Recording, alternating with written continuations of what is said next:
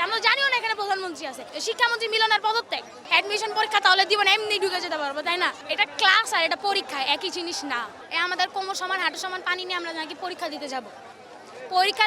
পরীক্ষার হলে যখন ঢুকি প্রশ্ন দেখে সবাই ফ্রাস্ট্রেশনে চলে যায়। কারণ কি, একটা হলে কি 100% স্টুডেন্ট খারাপ হইতে পারে?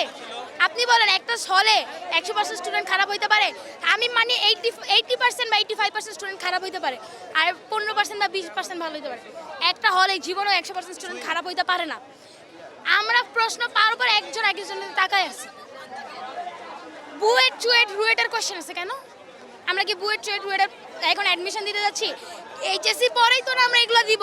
তার আগে নিয়ে এখন যদি এইচএসসি পাস করি, মনে করেন যে ফিজিক্সে পাস করি, তাইলে কি ধরে নিব তাহলে আমাদের বুয়েট চুয়েট রুয়েট হয়ে গেছে, অ্যাডমিশন পরীক্ষা তাহলে দিব না, এমনি ঢুকে যেতে পারবো, তাই না?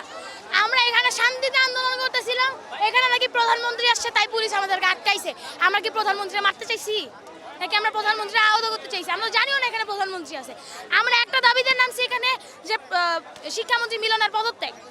সে একটা শিক্ষামন্ত্রী লেভেলের, মানে সে অন্য দেশে দেখেন, আপনারা দেখেন ওখানে আহত হয়েছে কেন? পুলিশ মেয়েদের গায়ে পর্যন্ত পুলিশ হাত দিছে কেন? তাদের কি সন্তান নাই? তাদের কি বাচ্চা কাচ্চা নাই?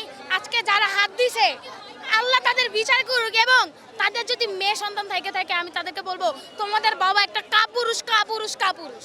এটাই।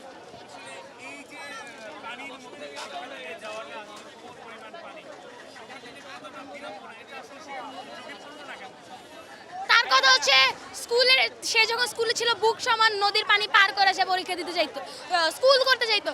এটা ক্লাস আর এটা পরীক্ষা একই জিনিস না। স্কুল আর পরীক্ষা একই জিনিস না, এটাই, আর কিছু না।